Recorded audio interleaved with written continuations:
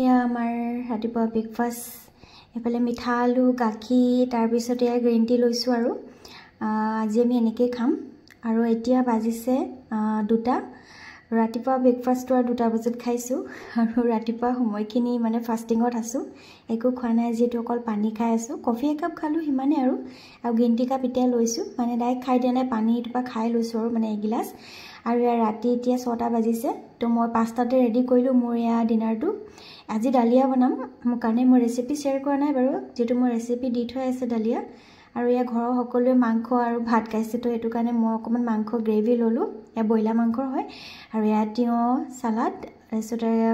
পিয়াজ আৰু আদা বেছি হেভিকে মন নগল আৰু সালাড বনাবলৈ এনেকৈ বনাই থৈ দিলো সিম্পল কে আৰু কেনেকুৱা লাগিছে জনাব দেই এটো তেতিয়া হলে খাই লও যদি ভিডিওটো চাই ভাল পায় তেতিয়া হলে আপোনালোকে সাবস্ক্ৰাইব এটা কৰি দিব দেই আজিলৈ আহিছো আৰু যদি ৰেচিপিটো লাগে জনাব ডালিয়া ৰেচিপিটো মই আকৌ এবাৰ দিম তেতিয়া বাই